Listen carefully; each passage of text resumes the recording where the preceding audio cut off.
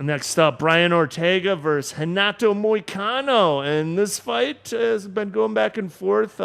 Moicano, slight favorite now, -140. Brian Ortega, he's good. He's tough. And both these guys are undefeated. And the one, Ortega, was his last fight or the fight before he tested positive for juice. So he's got a no contest on there. I think it was the Guida fight or... No. After the Guida. He hasn't fought since Guida. Yeah, no, he hasn't. But that fight still counts as a win, a knockout win.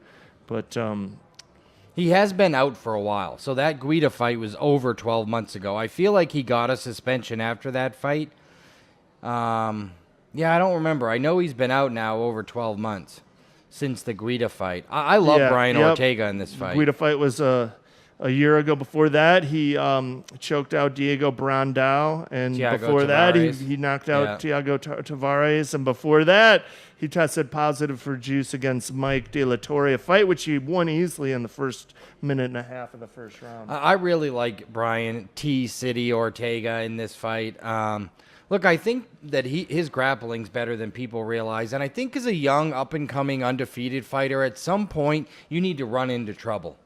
You can't just keep cruising through every fight, and I feel like he did run into trouble in his last fight. Clay Guida was winning that fight. He won the first 2 rounds of that fight.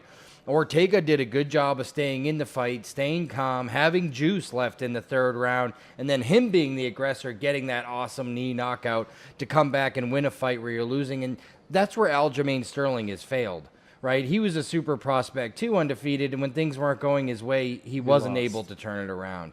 The one time it wasn't going Ortega's way, he was able to turn it around, still score a big win. And look at his wins. All 3 of his last wins in the UFC, all finishes, all over guys we all know. Thiago Tavares, Diego Brandao, who was ranked at one time. I mean, those are pretty, and Clay Guida, those are pretty impressive finishes. Yeah, it is. So Brian Ortega, +120. There may be some value in that.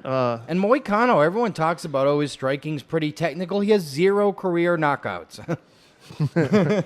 His striking's so technical, he has 0 knockouts ever.